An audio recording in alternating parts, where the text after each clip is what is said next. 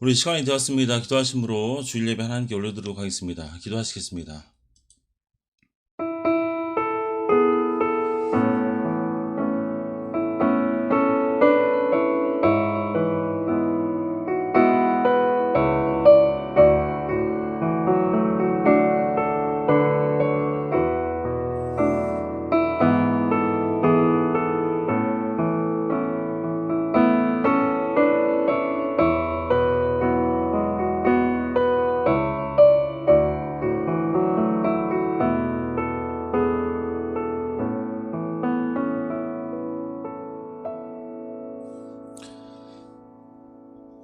거룩하시고 은혜로우신 아버지 하나님, 은혜와 사랑을 감사를 드립니다. 지난 한 주간도 저희를 건강케 하나님 지켜주시고 이 거룩한 성일 주님 앞에 모여 예배하게 하시니 감사와 찬송을 하나님 올려드립니다. 저희들 한 주간 살면서 알게 모르게 계시는 많은 죄들과 허물들을 가지고 나왔습니다. 하나님, 이 시간 다 내어놓사오니 용서해 주시며 이 시간 하나님 앞에 나아갈 때에 거룩하고 순결한 모습 가운데 나가는 귀한 예배 될 수 있도록 하나님 인도하여 주시옵소서. 저희의 매일매일의 삶 가운데 하나님의 은혜를 기억하고 또 하나님의 인도하심을 따라 살아함에도 불구하고 우리들의 생각과 또 우리들의 욕심과 우리들의 기분에 맞게 살았던 한 주간을 되돌아봅니다. 하나님, 특별히 사랑하는 가족들의 마음을 아프게 하는 모든 죄악들, 사랑하는 사람들의 마음을 아프게 한 모든 죄악들, 하나님의 마음을 아프게 한 모든 죄악들을 이 시간 고백하기 원합니다. 저희들에게 회개의 영을 허락하여 주셔서 이 시간 정말로 깨끗함 가운데 아버지께로 나갈 수 있도록 하나님 인도하여 주시옵소서.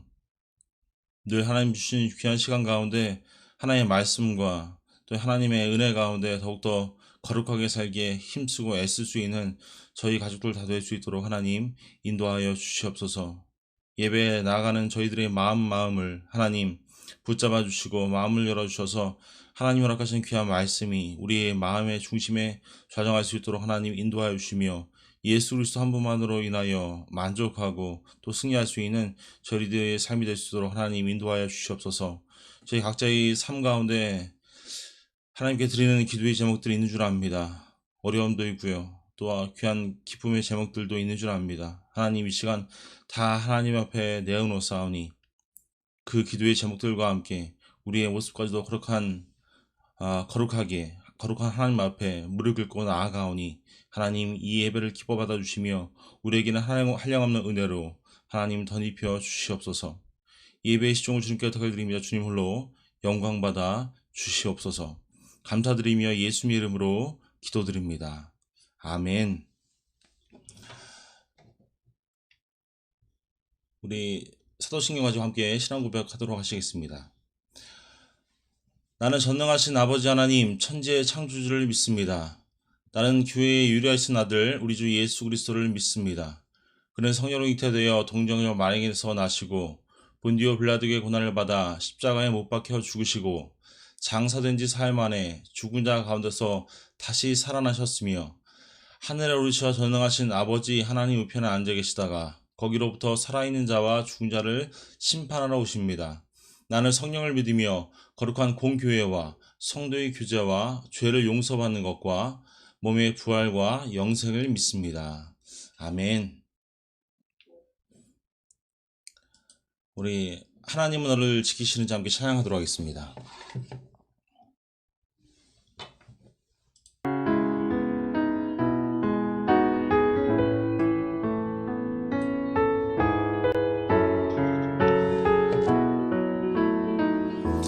하나님은 너를 지키시는 자, 하나님은 너를 지키시는 자, 너의 우편에 그늘 되시니 낮에와 밤의 달도 너를 해치 못하리. 하나님은 너를 지키시는 자, 너의 환난을 면케하시니 그가 너를 도우시리라. 너의 출입을 지키시 눈을 들어 산을 보아라. 눈을 들어 산을 보아라. 너의 도움 어디서 오나. 천지지으신 너를 만드신 여호와께로다. 아멘. 우리 하나만 더 찬양하겠습니다. 우리 약할 때 강함 대신에 함께 찬양하시면서 우리들의 지금 시간이 어찌 보면 육적으로 약하고 또 영적으로 약해지는 그런 시간인 줄 압니다. 찬양하시면서 우리들의 어려운 이 시기 가운데 또 우리를 도우시고요, 인도하시는 우리 하나님을, 우리 예수님을 찬양하시길 원합니다.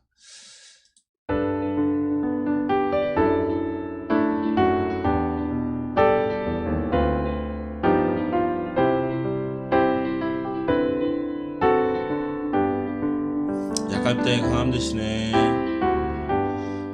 약할 때 강함 되시네. 나의 보배가 되신 주 나의 모든 것.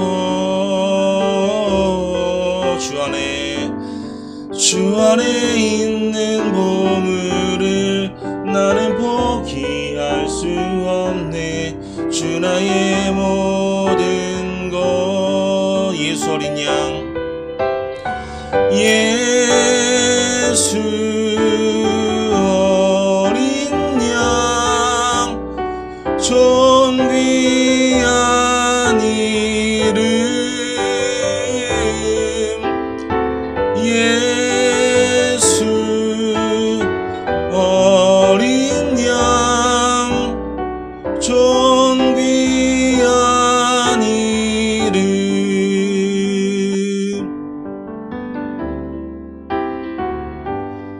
십자가 죄사하셨네. 주님의 이름 찬양해. 주 나의 모든 것. 쓰러진 나를 채우고 쓰러진 나를 세우고 나의 빈찬을 채우네. 주 나의 모든 것. 예수 어린 양, 예수 어린 양, 존귀한 이름. 예수 어린 양, 존귀한 이름. 아멘. 우리 한 번 더 기도하겠습니다. 참 좋으신 아버지 하나님, 은혜와 사랑을 진심으로 감사를 드립니다. 이 거룩한 성일 하나님의 사랑 가운데 다시금 한 마음으로 저희들 하나님께 예배드리게 하시니 감사와 찬송 올려드립니다. 저희들 늘 부족한 약하지만 하나님께 주시는 능력과 하나님께서 지켜주시는 그 인도하심 가운데 매일매일 승리하고 또 매일매일 살아갈 수 있음을 이 시간 고백합니다. 우리들의 한 주간 삶을 되돌아보며 하나님께 받은 귀한 은혜, 또 감사한 많은 기도의 제목들 찾아낼 수 있도록 하나님 인도하여 주시옵소서.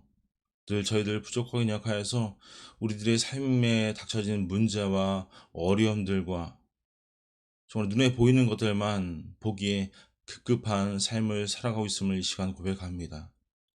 늘 하나님께서 사랑하시고 인도하시고 이끌어 주심에도 불구하고 그것들을 바라보지 못하는 저희들의 마음, 저희들의 영안을 하나님 열어주셔서 하나님께서 어려움 중에 붙드시고 인도하시는 그 인도하심을 매일매일 느낄 수 있도록 하나님 인도하여 주시옵소서. 이 예배 가운데 그런 마음으로 나아갑니다. 저희들 영적으로 육적으로 힘들고 연약하고 좀 나약한 모습 가운데 아버지께로 나아가오니 하나님 저희들을 긍휼히 여겨주시고 더욱더 사랑하여 주셔서 저희들 마음 가운데 정말 예수 그리스도가 온전히 자리 잡을 수 있도록 하나님 인도하여 주시며 하나님 주시는 귀한 말씀 가운데 정말 주님의 귀한 복음이 십자가의 그 피 묻은 보혈의 복음이 우리의 마음 가운데 자리 잡을 수 있도록 하나님 인도하여 주시옵소서. 그래서 우리의 삶의 모습들이 매일매일 조금씩 변화받을 수 있도록 하나님 인도하여 주시옵소서.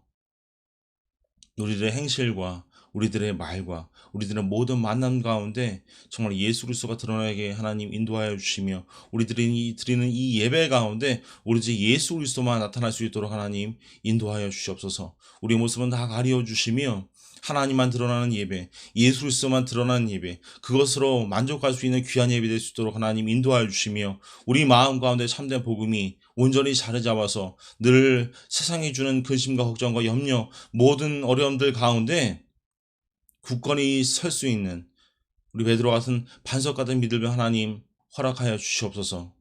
예배가 그런 믿음으로 나아갑니다.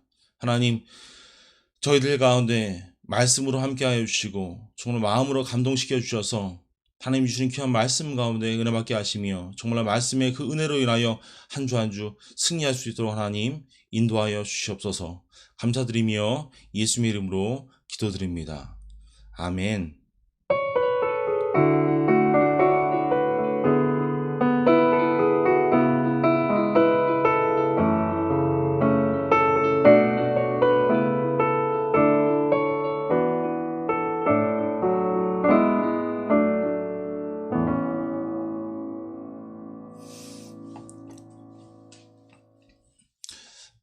광고 시간입니다. 교회를 위해서 또 가족들을 위해서 기도해 주셨으면 좋겠습니다.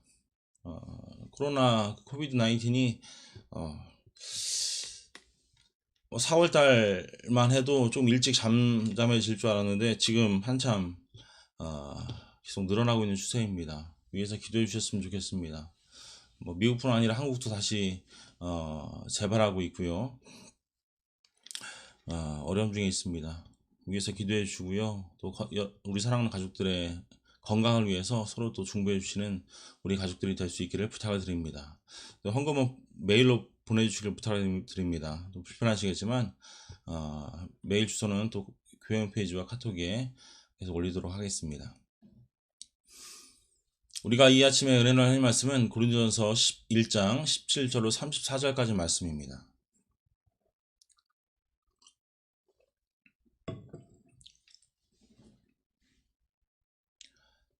고린도전서 11장 17절로 34절까지 말씀입니다. 제가 한 절 여러분이 한 절 교독하겠습니다. 이제 내가 지시하려는 일에 관해 나는 여러분을 칭찬하지 않습니다. 이것은 여러분의 모임이 유익하지 않고 오히려 해롭기 때문입니다.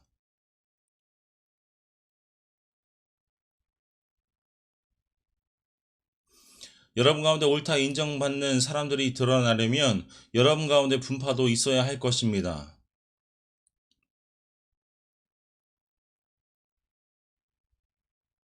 이는 먹을 때 사람마다 제각기 자기 음식을 먼저 먹어서 어떤 이는 배고프고 어떤 이는 술에 취하기 때문입니다.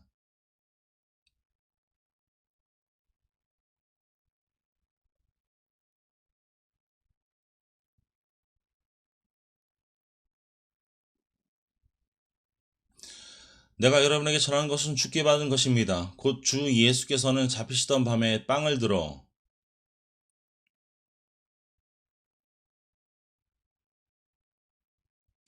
이와 같이 식사 후에 또한 잔을 들고 말씀하셨습니다. 이 잔은 내 피로 세운 새 언약이니 이 예를 행해 마실 때마다 나를 기념하라.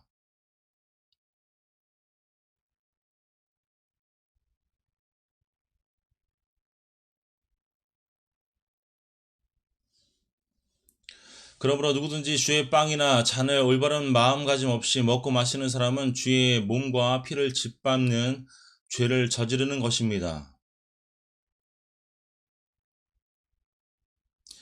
주의 몸이 의미하는 것을 모르고 먹고 마시는 사람은 자기가 받을 심판을 먹고 마시는 것입니다.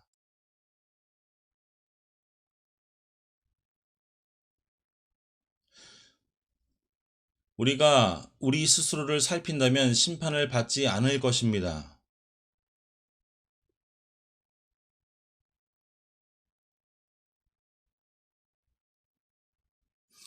그러므로 내 형제들이여, 여러분이 먹으려고 모일 때 서로 기다리십시오.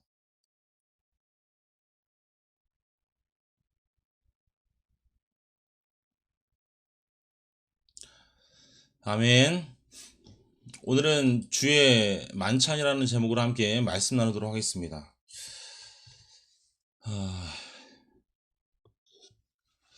저는 모태신앙으로 어렸을 때부터 교회를 다녔습니다. 제가 교회를 다니다 보면 어렸을 때부터 남는 기억들이 있습니다. 그런데 그 기억 중에 한 가지 기억이 있는데요. 그것은 매월 첫 주일에 있는 성찬 예식의 기억입니다. 우리 바이살리 한인교회도 매달 첫 주일에 꼭 우리가 함께 성찬을 나눴죠. 저는 어렸을 때에 뭐 고등학교 때죠. 중학교 때 세례를 받았으니까 그것을 참 싫어했습니다. 왜냐하면 그 성찬 예식이 있는 주일은요, 예배 시간이 평소보다 뭐 한 20분 정도, 15분 이상 길어졌기 때문입니다. 근데 그때 일을 생각해 보면요, 제 주변에 있던 어른들도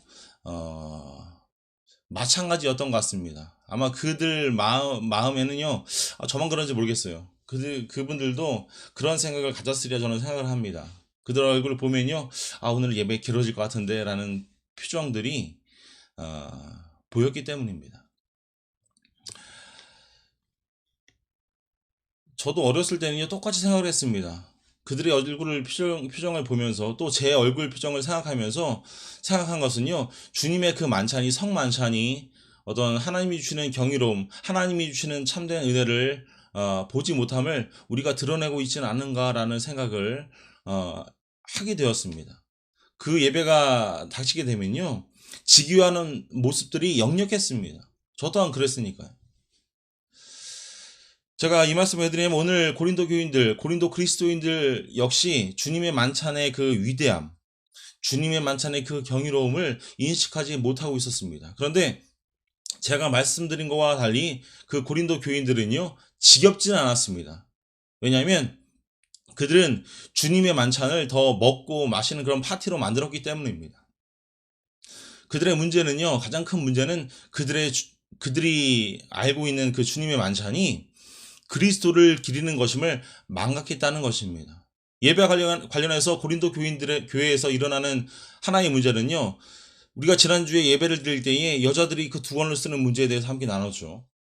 오늘 두 번째 문제는 성만찬 의식을 거행하는 방법에 대한 문제였습니다. 그 당시에 분명히 만찬은요, 그 당시에는 애찬과 성만찬이라는 것을 동시에 거행했습니다. 동시에 실행을 했어요. 그런데 그런 애찬과 성찬의 그런 방식 중에서 그 안에 부자들과 또 가난한 자들 사이에 차별이 있었다는 겁니다.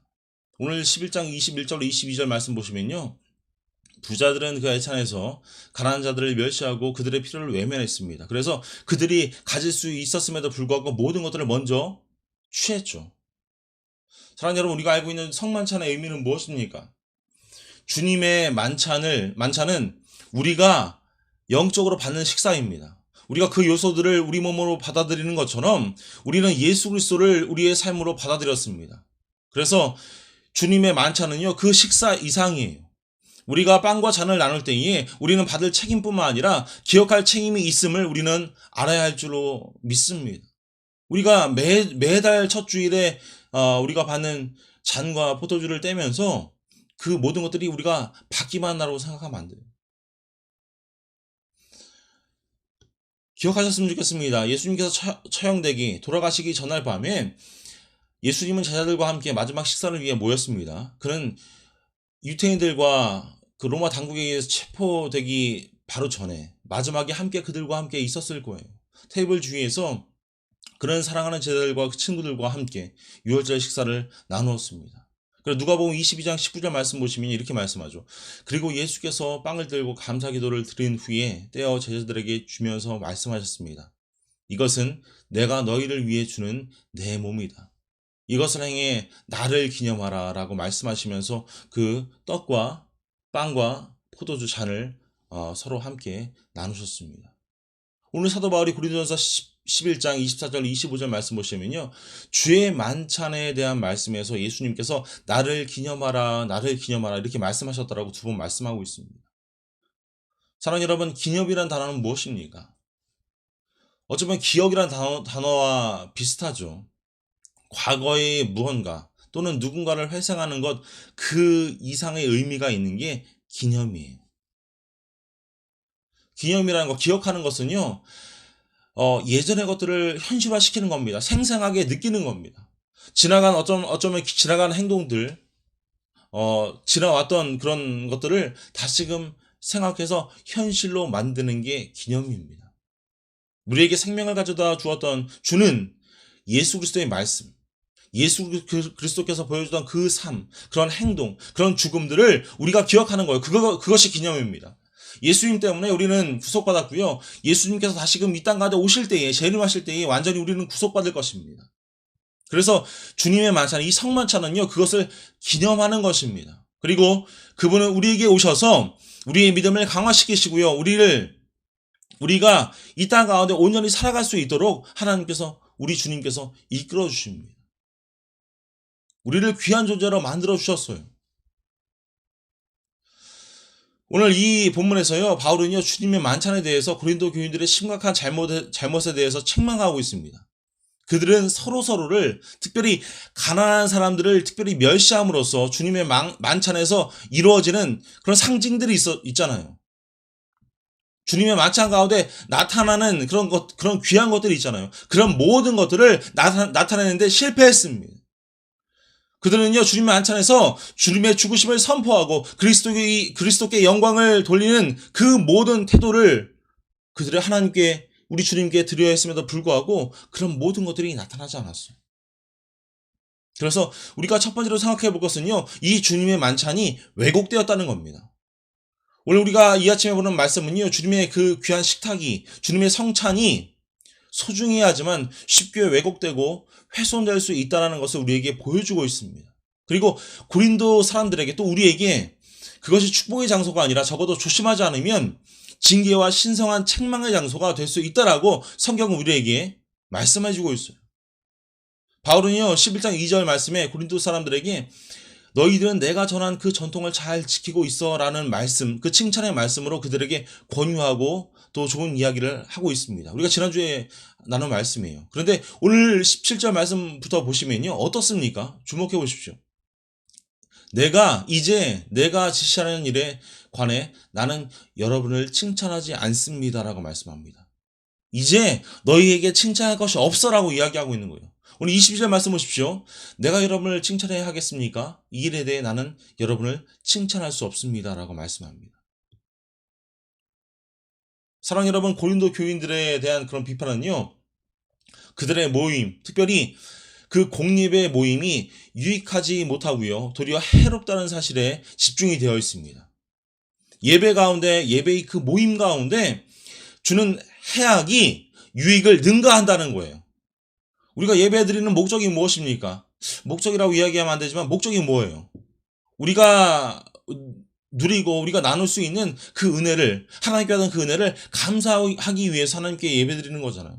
하나님께서 한 주간의 삶을 주셨고 건강을 주셨고 또 귀한 먹을 것과 입을 것을 주셨기 때문에 감사하기 위해서, 또 한 주간의 삶을 되돌아보면서 내가 하나님께 받은 그 은혜와 사랑을 기억하지 못하고 죄에 지은 그 모든 죄악들을 하나님께 고백하기 위해서, 그러니까 우리가 삶을 살아가면서 예수 그리스도께서 우리의 삶 가운데 늘 우리를 지켜주시고 인도하심에도 불구하고 그것들을 잊고 예수 그리스도의 사랑을 잊었기 때문에 그 사랑을 다시금 회복하기 위해서 우리가 예배하고 있잖아요.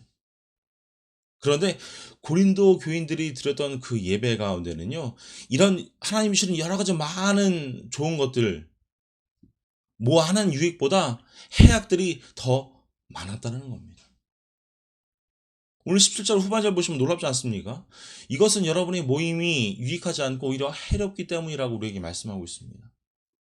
그들은요, 주중 첫날에 모여서 하나님의 말씀의 그 설교를 듣고요, 주님께 찬양을 드리고요, 기도하고 하나님께 부르짖고요, 세례와 성만찬을 거행했습니다. 그들은 우리 주님께서 성경에서 그들에게 주신 것처럼 모든 것을 다 나누고 외부적으로 보여지는 것들을 다 행했어요. 그런데 바울은요, 예배가 끝날 때 이렇게 얘기하는 거예요. 너희들이 예배를 시작하러 모였을 그 시점보다 예배가 끝난 후 이 시점이 더 나빴다라고 이야기하고 있는 겁니다. 어떻게 그럴 수 있습니까? 예배를 드리고 만찬을 나누었는데 어떻게 처음보다 끝이 더 나쁠 수가 있어요. 오늘 18절 말씀 보십시오. 첫째는 여러분이 모일 때에 여러분 가운데 분쟁이 있다는 말이 나에게 들리는데 나는 어느 정도 사실이라고 믿습니다라고 바울이 이야기하고 있어요.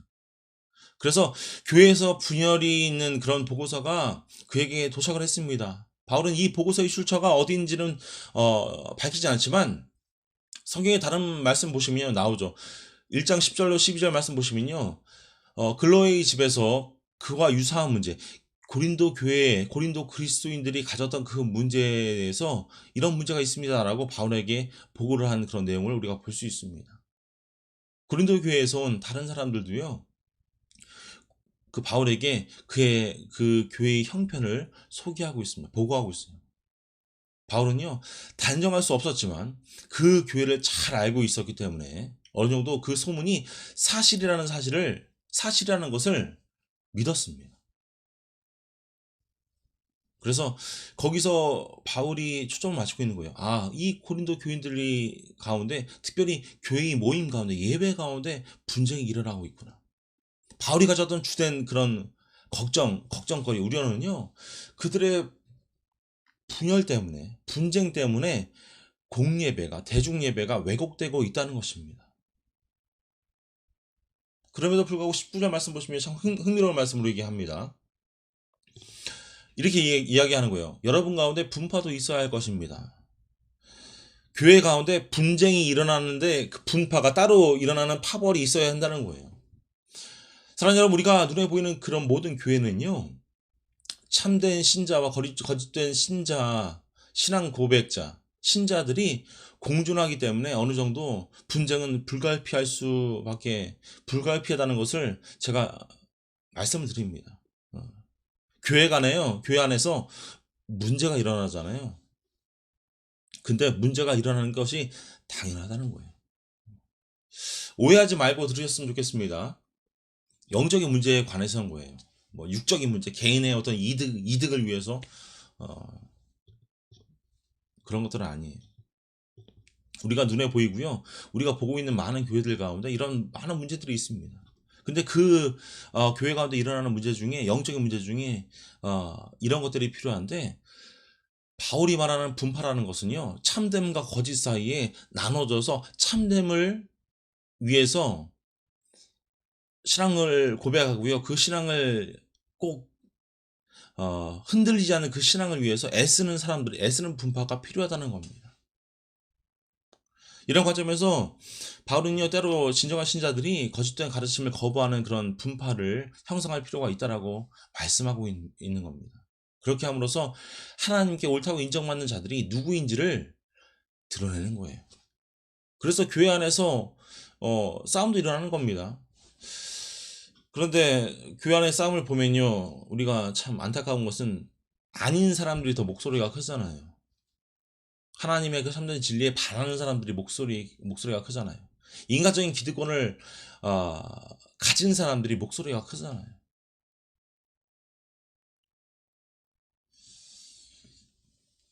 하나님으로부터 옳다 인정받는 사람들이 누구인지를 구별해내기 위해서 이런 분파들이 존재한다라고 바울은 이야기하고 있습니다. 그런데 이런 모든 것들이 교회 안에서 일어나는 것을 원하는 교회는 아마 하나도 없을 거예요. 저도 마찬가지입니다. 하지만 교회가 때때로는 이런 분열과 어려움을 견뎌야 하는 사실을 알고 있기 때문에 바울이 들었던 그 보고서가 실제로 사실임이 그것이 맞는지 아닌지 확실치는 않지만 바울은 마음 가운데 인정했다는 거예요. 그런데 사랑하는 여러분, 우리가 여기서 하나님은요, 이런 모든 것조차도 목적을 가지고 오신다는 사실을 믿으셨으면 좋겠습니다. 이해가 되십니까? 우리가 진정한 크리스천이 될 수 있도록, 우리가 진실한 사람이 될 수 있도록, 우리 사이에 분열이 일어나고 있으면 우리는 알아야 하는 것입니다. 하지만 그런 어려움이 있을 때마다 바울은요, 하나님이 여전히 교회를 선별하고 거짓에서 진실을 고르시는 역할을 계속적으로 하고 계시다는 사실을 우리에게 상기시켜 주고 계시다는 거예요. 교회 안에 어려움이 있습니까? 우리 인간적인 마음 가운데 어려움이 있습니까? 그렇다면 하나님께서 계속적으로 좋은 것들을 고르시고 계신다는 겁니다. 주님은요, 때때로 그분이 삼리로 교회와 그리스도인들이 인간관계 안에서 일어나는 갈등과 그런 분열 가운데 빠지게 함으로써 그리스도의 참된 믿음, 진정한 그리스도인의 성품이 보일 수 있도록 이끄십니다. 그것이 하나님께서 우리에게 주시는 어려움이에요. 아무도 갈등을 좋아하지 않습니다. 하지만 그리스도에 대한 진정한 믿음과 아름다움과 진실함이 나타내기 위해서는 그런 어려움 가운데 빠질 수 있게 된다는 거예요. 사랑하는 여러분, 우리는 이러한 갈등 속에서 우리 자신을 다루는 방식보다는 더 우리의 성격이 드러나게 되는 것이 사실입니다. 그렇지 않습니까? 갈등이 생길 때마다 때때로 우리는 우리 자신을 어떻게 다루는지를 보면은요, 우리 성격이 확실하게 드러납니다. 명확하게 드러나게 되죠. 여기에 바울이 오늘 우리에게 다 가르치는 원리가 있습니다. 주님께서 갈등이 오도록 허락하실 때에 우리는 그분의 품상 내에서 크리스천인 우리에게 경건의 본질을 가르쳐 주시는 것을 우리는 기억해야 합니다. 그분은 우리를 키우고 훈련시키시고 성숙시키시는 분이십니다. 그것이 우리가 믿고 있는 하나님이에요. 그래서 그것이 모든 어려움이 하나님이 모든 것 가운데 행하시는 것입니다. 하나님의 인도하심 가운데 이끄시는 거예요. 오늘 말씀으로 다시금 돌아갑니다. 20절 말씀 가운데 바울은 다시금 주제로 돌아갑니다. 이렇게 이야기하죠.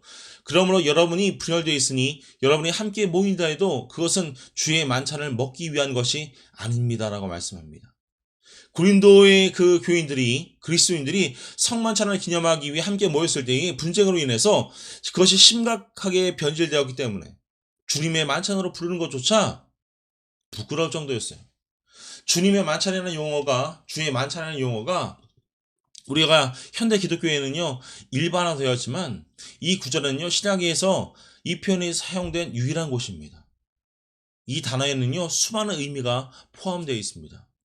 누가복음 22장 19절로 20절 말씀 보시면요 그 주님의 만찬을 주님께 속한 주님이 주재하는 저녁의 만찬이라고 이야기합니다. 주님이 제정하신 저녁의 만찬. 마태복음 26장 26절로 28절 말씀 보시면요 주님의 몸과 피를 나누는 만찬이라고 말씀합니다. 그런데 이 만찬이 경제적인 또는 사회적인 경계를 따르고 있습니다. 오늘 그 말씀이 보이시죠? 부유한 사람들은요 식사를 할 수 있는 특권을 받았고요. 그렇지 못한 가난한 사람들은 어떻게 했어요? 식사를 하지 못해요. 아니 해도 아주 조금 했어요. 그렇지 못했습니다. 사랑하는 여러분, 고린도 교인들은요 두 가지 문제를 가지고 있었습니다. 첫 번째는요 그들이 이러한 특별한 만찬과 성만찬과 다른 식사를 구별하지 못했다는 거예요. 애찬과 성찬을 구별하지 못했다는 겁니다. 그들은 신자로서 서로 간에 있는 그런 관계들, 우리가 하나님 안에서 그리스도 안에서 서로 그리스도의 몸이라는 그 관계를 분별하지 못했습니다. 특별히 두 번째 문제가 이 성만찬 가운데서 많이 일어나게 되죠. 그래서 주님의 만찬 때에 부자와 가난한 자로 양분되고 말았습니다. 일반적으로 그 배경을 보면요. 그 당시의 교회는요, 부유한 교인들이 가정에서 모임을 열었습니다. 가정교회였어요. 성만찬의 의식을 거행하기 앞서서 교제를 위한 어떤 식사를 했습니다. 애찬을 나눴어요. 식탁을 마련하고요. 좌석들을 이렇게 마련했겠죠. 그런데 그 좌석들이 뭐 몇백 개, 뭐 수천 개가 되지 않잖아요. 그래서 그 가정에서, 그 부자 가정에서 만들어 놓은 그런 의자들이 있었을 겁니다. 그래서 보면 그 집에 만들어주는 그 의자가 숫자가 제한이 있었기 때문에 집주인이 임의대로 자기가 원하는 사람들을 선택해서 그 식사의 자리에 앉혔을 거예요. 그리고 그 자리에 앉지 못한 사람들은 뭐 안뜰이나 바깥뜰이나 그 당시에 있었던 그런 장소에서 먹을 수밖에 없었을 겁니다. 어디서 식사를 하느냐에 따라서 계층의 차별이 뚜렷하게 일어났어요. 이런 차별로 신자들은 성만찬으로 인해서 마땅히 기억해야 할 진정한 의미를, 어떤 의미요? 십자가에서 예수님께서 몸을 희생해서 드린 그 십자가의 예수님의 그 희생의 의미를 잃어버리고 말았습니다. 더 쉽게 말씀드리면요, 그들의 성찬식에서는요, 주님의 만찬에서는 사회적 지위가 뚜렷하게 나타났습니다. 부자는 여가 시간이 많았어요. 왜요? 부자이기 때문에 일을 안 했잖아요. 음식을 더 풍성하게 먹었습니다. 더 먼저 그 자리를 차지했습니다. 그래서 그 부자들은 일찍 식사를 할 여유가 있었고요. 그 자리를 차지할 시간이 있었습니다. 이들은 가정교회였습니다. 되게 큰 집을 가진 부유한 사람들이 그 가정 가운데 만났습니다. 그들은 아마도 식당을 먼저 채우고 나서 맛있는 음식을 먼저 먹었을 거예요. 가난한 사람들은요, 자신에게 맡겨진 하루의 모든 일들을 마치고 저녁 늦게쯤에야 이제 그 자리에 나왔을 겁니다. 하루의 일을 모두 마친 후에 그 자리에 나왔을 때에 그 시간은 이미 부자들이 모든 음식을 다 자신에게 다 채우고 난 이후에요. 가난한 사람들이 먹을 것 충분하지 않았습니다. 좋은 것들은 다 먹었을 거예요. 마시는 것은 다 취했을 거예요. 그런데 고린도에서 그런 일이 벌어지고 있습니다. 엘리트와 부자들, 유명하고 저명한 그런 사람들은요, 모든 것을 최대한 즐기고 누리고 있었습니다.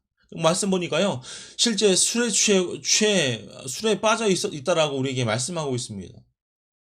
하지만 다른 사람들은 어떻습니까? 가난한 사람들, 소외됐던 사람들, 굴욕을 당하고 있죠. 어려움을 당하고 있죠. 바로요, 이것이 큰 충격을 입게 되는 거예요. 저는 코로나 지금 사태로 인해서 그 동부에서 일어나고 있는 뭐 흑인과 백인들의 어떤 갈등의 문제들이 어쩌면 이런 문제예요. 그렇게 예수를 잘 믿는다라고 이야기하는 백인들도요, 얼마나 그렇게 이기적으로 생활하는지 모르겠어요. 이기적인 모습을 보여주고 있는지 모르겠어요.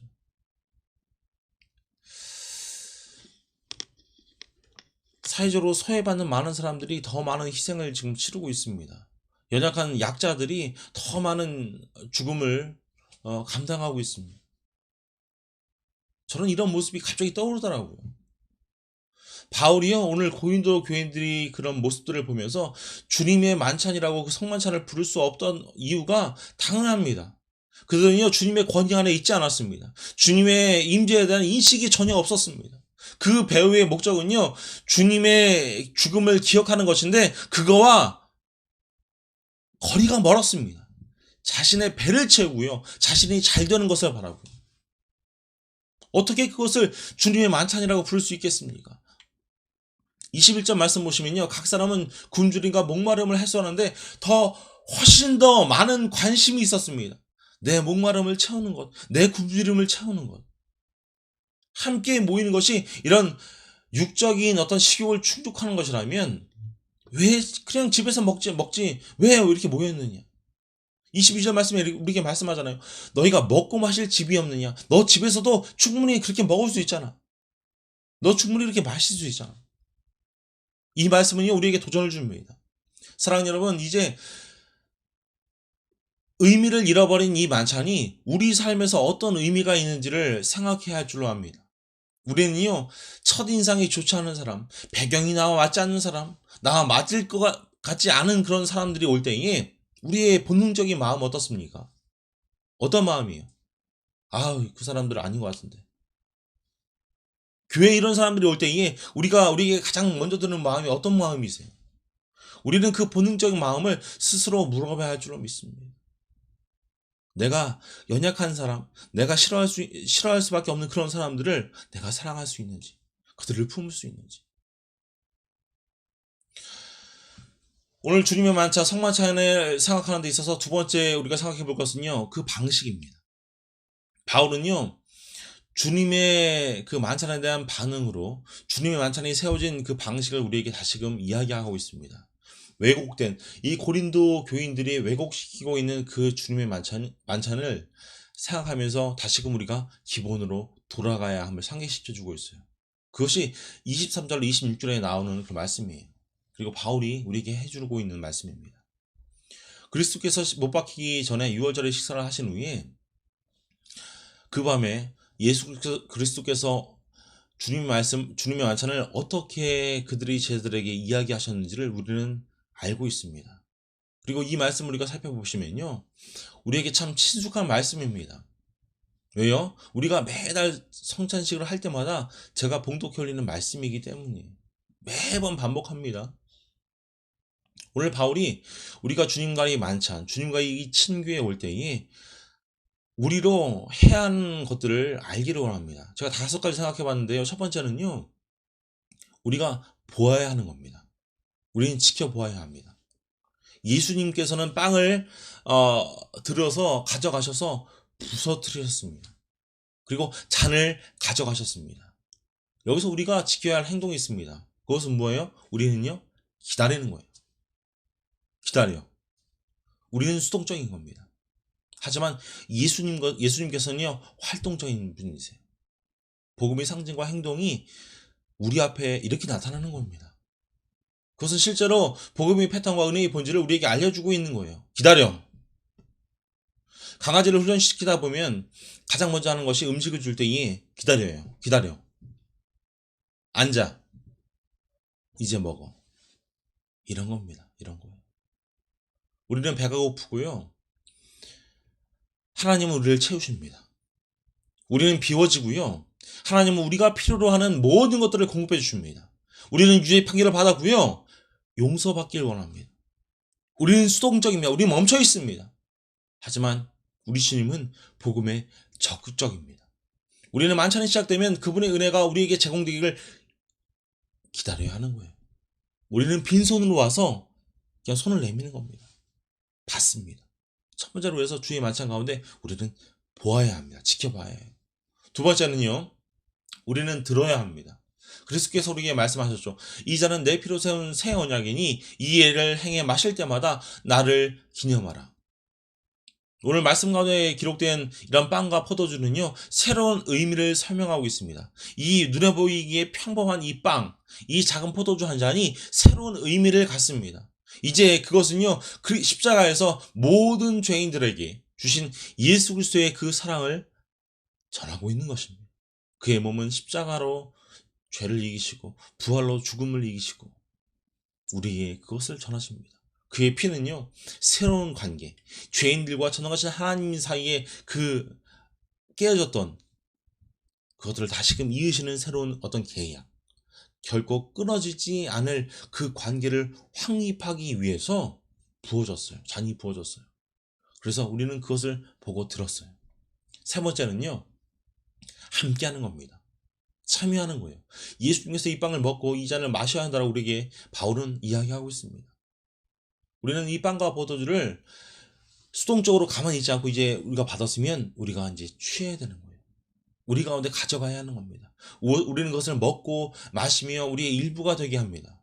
그리고 그것은요, 육적인 건강으로 치면 작은 부분이지만 영향을 주고 강하게 하는 거예요. 같은 방식으로 우리는 빵을 먹고 포도주를 마시면서 특별히 복음을 믿으며 그리스도에게로 우리 자신을 데려가야 합니다. 함께 나아가야 해요. 그분과 연합하는 거예요. 연합. 그분은 우리의 약속을 믿고요. 그분을 우리는 영접하고 주님께 나타내는 그런 봉사를 위해서 하나님 우리를 강하게 해주십시오. 우리를 강하게 만들어 주십시오. 그리고 우리 마음 가운데 하나님 주시는 강력한 은혜와 강력한 영으로 우리 가운데 채워주십시오. 그리고 그 영과 우리가 함께하길 원합니다. 이렇게 기도해야 하는 겁니다. 요한복음 6장 55절 말씀 보시면요. 내 살은 참된 양식이요 내 피는 참된 음료로다 라고 말씀합니다. 우리는 그것을 보고요. 우리는 듣고요. 우리는 그 일들 가운데 참여하게 되는 겁니다. 네 번째는요. 기억해야 합니다. 우리는 십자가에서 우리에게 행해진 모든 일들을 적극적으로 생각해야 합니다. 예수님께서는 나를 기념하여 이것을 행하십시오라고 말씀합니다. 그러므로 우리는 빵이 부서지고 잔이 우리 앞에 있는 것을 우리가 보았을 때에 우리를 어떤 방법으로 하나님이 진노와 저주에서 우리를 구해 주셨는지를 기억하고 다시금 회상해야 하는 거예요. 우리가 구원받았을 때 그 감격을, 그 첫사랑의 그 기억들을 매일매일 곱씹어야 합니다. 씹고 또 씹어야 돼요.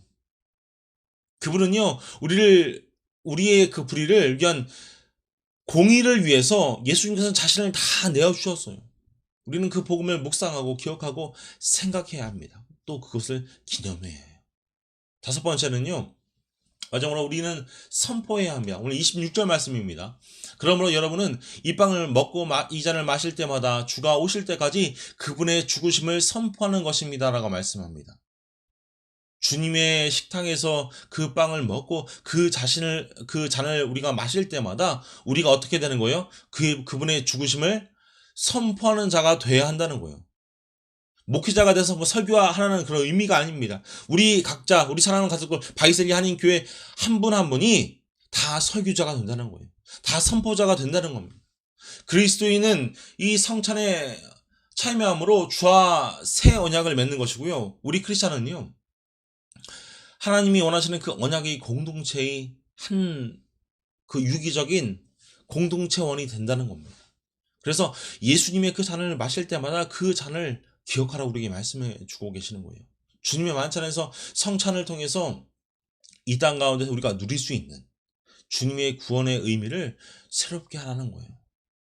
좀 어렵죠, 말씀이. 이 성찬을 통해서 예수님께서 구원해 주셨다는 그 감격을 매일 이 땅의 삶 가운데 내가 하늘나라에 가게 되면요, 당연히 알게 되겠죠. 그 전에 이 땅의 삶에서도 누리라는 겁니다. 그런데 그 과정이 언제까지요? 그 반복은 주님께서 오시는 그날까지. 그분의 죽으심을 기억하고 회고하고 그분의 다시 오심을 기대하는 것. 그렇게 그런 마음을 가지고 성만찬에 나아가라는 겁니다. 이제 바울은요 11장 27절로 34절 말씀 가운데 주님의 만찬에 대해서 고린도 교회 가운데 너희가 이렇게 하라고 교훈하고 있습니다. 오늘 27절 말씀 보시면요, 바울은 그러므로 누구든지 주의 빵이나 잔을 올바른 마음을 가짐없이 먹고 마시는 사람은 주의 몸과 피를 짓밟는 그런 죄를 저지르는 것이라고 말씀합니다. 바울이요, 올바른 마음가짐을 가지고 만찬에 참여하라고 했을 때에 그 말씀은 너희가 성찬에 오기 위해서 어떤 뚜렷한 권리, 뚜렷한 도덕적인 자격을 갖춰야 한다라고 제안하는 것이 아닙니다. 아이러니하게도요, 우리 자신이 아무런 가치 없는 존재라는 것. 우리가 주의 만찬에 참여할 자격이 없다는 그 사실을 깨닫는 것이야말로 그리스도께서 우리를 그분의 잔치로 불러주시는 귀한 동기가 되는 것입니다. 사랑하는 여러분, 우리는요, 주인인 예수 그리스도께 친절하게 초대받는 손님입니다. 그래서 우리가 그 초대에 응하기 위해서, 초대에 나가기 위해서 받는 초대장은요, 무엇보다 겸손이 되어야 하는 줄 믿습니다. 우리는 건강한 자기 반성과 하나님께 드리는 그런 고백, 특별히 죄에 대한 고백이 필요합니다. 다른 사람들과의 또 화해가 필요합니다. 그 모든 것들을 준비함으로 인해서 성만찬으로 우리가 나아가야 합니다. 이런 행동들은요, 나와 그리스도와의 관계, 또 나와 사랑하는 우리 남편, 사랑하는 아내, 사랑하는 자녀들, 또 나와 그 이웃, 인간 관계, 다른 사람들의 그 관계 가운데 일어나는 모든 악영향들을, 악한 것들을, 장애물들을 다 제거해 주는 겁니다. 여러분이 여러분의 죄를 자각할 경우에 그 때문에 성만찬에서 우리는 멀어지게 되지 않고요, 더욱더 그 성만찬이 더욱더 온전히 참여하게 될 줄을 믿습니다. 우리는요, 우리의 삶 가운데서 죄를 늘 자각해야 돼요. 그래서 늘 회개해야 합니다. 그런 마음 가운데 성만찬으로 나아가야 한다라고 말씀해 주고 있는 거예요. 그래서요, 저와 여러분이 주님의 만찬 가운데 올 수 있는 자격과 근거는요, 바로 이것입니다. 뭐예요? 저는 예수님이 필요합니다. 저는 예수님을 한 분만으로 그분을 신뢰합니다. 저는 텅 비어 있고요, 저는 무력하고요, 저는 죄인입니다. 그래서 우리 주님이 나에게 전부입니다. 그분이 내게 필요한 모든 것이기 때문에 저는 그분께 나올 수 있습니다. 사랑하는 여러분, 이것이 여러분의 마음 가운데 있는 그런 외심이라면 그 의미에서 여러분은 자격이 있는 것입니다. 여러분은 하나님께서 우리에게 베풀어 주신 그런 주님의 만찬에 참여하는 모든 권리가 있는 거예요. 권리와 자격은요, 저 여러분 안에 있는 것이 아니라 그분 안에 있는 것입니다. 그분은 의롭고요, 여러분이 가진 모든 죄와 부끄러움, 모든 것들을 가리기 위해서 모든 의로움을 가지고 계신 분이시기 때문에 그렇기 때문에 그 예수 그리스도 안에서 숨으십시오. 예수 그리스도 한 분만으로 충분합니다. 오늘 29절 말씀으로 들어갑니다. 주의 몸이 의미하는 것을 모르고 먹고 마시는 사람은 자기가 받을 심판을 먹고 마시는 것입니다. 라고 말씀합니다. 고린도 교인들 가운데 그 성찬을 나누는데 그 의미가 무엇인지 모르고 그 성찬을 뗐다는 거예요. 여기에는 두 가지 가능성이 있습니다. 첫 번째는요, 그리스도의 그 몸인 교회를 마땅히 해야 하는 만큼 중요하게 여기지 않았다는 의미일 수 있습니다. 이 고린도 교인들은요, 그 안에 분열된, 특별히 분열돼서 나쁜 쪽에 있는 고린도 그리스도인들은요, 이런 위험에 상당히 처해 있었습니다. 두 번째 생각해 볼 수 있는 것은요, 예배하는 공동체 내에서 특별히 주님이 몸과 피를 먹고 마시는 이 성찬에서 부활하신 주님의 특별한 임재를 인식하지 못할 때에 그들이 몸이 의미하는 것을 모르는 것이라고 볼 수 있습니다. 저는 이것이 좀 맞다라고 생각해요. 고린도 교인들에게서는요, 만찬을 다른 모든 공동 만찬과 애찬과 다를 바 없이 나누는 그런 위험이 추가되어 있었습니다. 처음에 말씀드렸잖아요. 애찬과 성찬이라는 것은 다른데 그 애찬과 성찬이 그냥 섞여 있어요. 혼합되어 있어요. 그런데 우리의 삶으로 돌아볼 때요, 우리도 마찬가지입니다. 오늘 믿음과 감사함으로 그리스도를 우리가 취하지 않고 기계적으로 성찬 예식을 우리가 한 달에 한 번 일어나는 그 모든 성찬 예식을 취할 때에, 행할 때에 우리에게도 종종 이런 일이 일어나게 되는 거예요. 우리가 매달 첫 주일에 잔과 우리가 빵을 뗄 때에 어떤 의미가 있으십니까, 여러분에게는? 어떤 의미가 있으세요, 그 성찬? 오늘 말씀 다 잊으셔도 됩니다. 하지만 이 질문을 여러분께 하셨으면 좋겠어요. 하나님께서 제정하신 예수 그리스도께서 피값으로 제정하신 그 주님의 만찬이 나에게 어떤 의미가 있지? 매달 한 번씩 하는 그 성찬이 나에게 어떤 의미가 있지? 그래서 31절에 바울은 우리에게 말씀하고 있는 거예요. 고린도 교인들에게 말씀하고 있는 겁니다. 우리 스스로를 스스로 살핀다면 그것이 우리의 의무입니다. 그것은 우리가 어떻게 주님의 식탁 가운데 오고 있습니까? 라고 바울이 우리에게 묻는 겁니다. 너 주님의 식탁 가운데 나가야 하는데 어떤 마음으로 어떤 모습으로 이 땅 여기에 나오고 있니? 너 지금 무엇을 믿고 나오고 있니? 여기 하나님의 예배와 주님의 식탁으로 나아가는 너의 모습은 어떤지를 체크해 보아야 한다라고 사도 바울은 우리에게 강권하고 있는 겁니다. 주님의 만찬을 너희가 먹어야 되는데 떡과 포도주를 마셔야 되는데 떼야 되는데 단순히 이 모든 것들이 너의 굶주린 그 허기를 채우는 것, 식사가 별반 다를 것이 없는 그것을 위해서 이 자리에 오고 있는 것이 그렇게 오고 있는 것인지, 아니면 특별한 의식, 특별한 신성함을 우리가 체험하기 위해 이 자리에 오고 있는 것인지, 그것을 체크해보라는 겁니다. 그렇게 한 사람들은요, 자기의 죄를 먹고 마시는 것, 자기가 받을 심판을 먹고 마시는 것, 그렇게 말씀해 주고 있는 거예요. 이 심판은요, 매우 심각한 것입니다. 시간성경의 가장 준엄한 심판 가운데 하나입니다. 이 심판은요, 본질적으로 징계의 의미를 띠고 있었다라고 11장 31절 우리에게 말씀해 주고 있어요. 어떤 법정 가운데 일어나는 그런 법의 심판이에요. 만약 우리가 우리 자신을 판단하고 우리 자신을 검사하고 하나님 앞에 정직하게 나아간다면 심판받지도 징계받지도 않을 것입니다. 오늘 33절 말씀입니다. 그러므로 내 형제들이여 여러분이 먹으려고 모일 때 서로 기다리십시오라고 말씀하고 있는 거예요.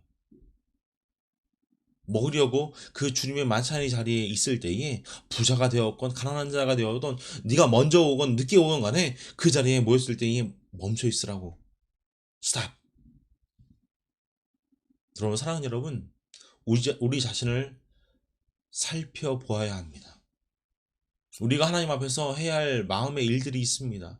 여러분은 어떤 마음으로 교회에 오시고요, 어떻게 우리 사랑하는 지체들을 지금 보이진 않지만 우리가 알고 있잖아요. 함께 우리 예배드리는 지체들, 어떻게 서로를 생각하십니까?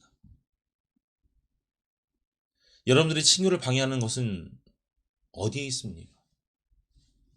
우리 마음 가운데 교만과 나는 남보다 더 낫다는 그런 엘리트주의, 우리의 공동체를, 우리 연합을 방해하는 어떤 것들이 있습니까? 세상의 패턴과 세상의 가치를 교회에 허용하게 되면요, 예배가 훼손되고 예배가 왜곡되고 예배는 위험에 처하게 될 수밖에 없습니다. 그래서 우리는 스스로 우리를 검사해야 해요. 여러분은 정말 어떤 진지한 태도를 가지고 하나님께 경배하고 예배 가운데 나아가십니까? 이 예배를 위해 해야 할 일이 무엇입니까? 우리가 주님께 나아갈 때에, 예배 자리에 올 때에 우리는 우리를 지지하고 우리에게 영향을 주시고 우리가 끝까지 그 경주를 마칠 수 있도록 우리를 준비시켜 주시는 분께 우리는 예배 가운데 오는 것입니다. 그것을 기억하셨으면 좋겠어요. 말씀 마무리 짓습니다. 사랑하는 여러분, 주의 만찬은요, 죄에 대한 예수 그리스도의 대속하심을 나타내는 것입니다. 그런 귀한 사건이에요. 귀한 은혜예요. 우리는 그분이 자신을 내어주실 정도로 사랑하시는 그 교회의 공동체 속에서 주님의 몸을 분별하며 주님의 만찬에 참여해야 함을 우리는 알고 있습니다. 그리고 우리가 그렇게 할 때에 우리는 그분이 오실 때까지 그분의 죽기까지 선포하는 것입니다. 사랑하는 여러분, 성만찬을 위해서 여러분 자신을 영적으로 준비하는데 시간을 할애하십시오. 시간을 내십시오. 여러분을 위해 그리스도께서 행하신 사랑의 희생을 감사한 마음으로 회상해 보십시오. 나를 위해서 예수님께서 십자가에 달리셨지. 나를 위해서 그 사랑을 베풀어 주셨지. 여러분이 죄가 용서받았다는 그 사실이 여러분의 마음을 움직여서 예수님을 이전보다 더욱더 사랑하게 될 줄로 믿습니다. 그리고 바로 지금 이 시간 여러분 자신을 살펴보시길 원합니다. 회개가 필요하시다면 회개하셨으면 좋겠어요. 하나님 앞에 무릎 꿇을 그런 시간이 필요하시다면 무릎 꿇으셨으면 좋겠습니다. 그리고 우리를 위해 너무나도 충분하신 그 그리스도 예수께로 달려가서 그분을 믿고 그분을 기대하시면서 그분이 공급하시는 힘으로 말미암아 인생에 남은 이 여정의 경주를 힘차게 하시는 우리 사랑하는 가족들 다 될 수 있기를 주님 이름으로 축원합니다. 기도하겠습니다.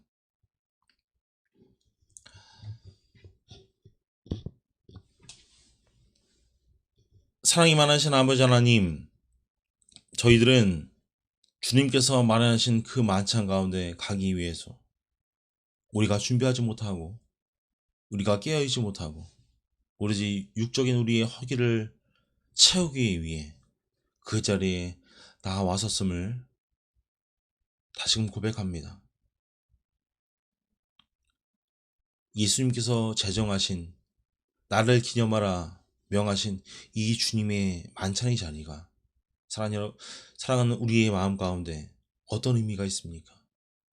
하나님, 다시금 이 성만찬의 의미를 바로 새길 수 있도록 하나님 인도하여 주시옵소서. 또 연약하고 부족해서 저희들 하나님이 주신 그 사랑, 예수 그리스도께서 베푸신 이 성만찬의 의미를 기억하지 못하고 누리지 못하고 있습니다.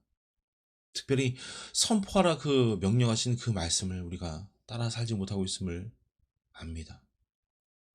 하나님, 저희들에게 힘주고 능력 주셔서 정말 하나님께서 허락하시는 참된 그 보혈의 능력, 십자가의 능력, 주님께서 보여주신 그 빵과 잔의 그 능력을 우리가 매일매일 간구하고 또 원하며 살아갈 수 있도록 하나님 인도하여 주시옵소서. 저희들 한 주의 삶을 되돌아보면서 하나님께 받은 귀한 은혜와 사랑에 감사하여 주일 예물과 감사의 제목들과 또 10의 1조를 다시금 하나님 앞에 올립니다. 하나님, 이 예물과 함께 부족한 산재물로 저희의 모습과 거룩하게 하나님께 바칩니다. 하나님 기뻐 받아주시며 이 예물이 쓰는 곳곳마다 하나님 없이는 사랑과 역사가 매일매일 나타나게 하나님 인도하여 주시옵소서. 특별히 바라고 원하기는 우리 사랑하는 가족들의 삶 가운데 늘 동행하여 주셔서 그들이 드리는 기도의 제목들 하나하나 들어응답하여 주시고 하나님 이끌어 주셔서 영적으로 육적으로 또 풍성하게 부어주셔서 넉넉함 가운데 많은 이들과 나눌 수 있는 축복이 귀한 가정과 교회 가운데 넘칠 수 있도록 하나님 인도하여 주시옵소서. 이제는 우리 구주 예수 그리스도의 크신 은혜와 극장하신 아버지 하나님의 사랑하심과 성령님의 감화 감동 역사 교통하심과 때를 따라 내주하시는 그 크신 은혜가 오늘도 주님의 만찬을 다시금 기억하고 생각하며 그 만찬 가운데 온전한 마음을 가지고 나가기로 다짐하는 우리 위에, 우리 사랑 가족들 가정 위에 이제부터 영원토록 함께 하시기를 간절히 죽어나옵나이다. 아멘.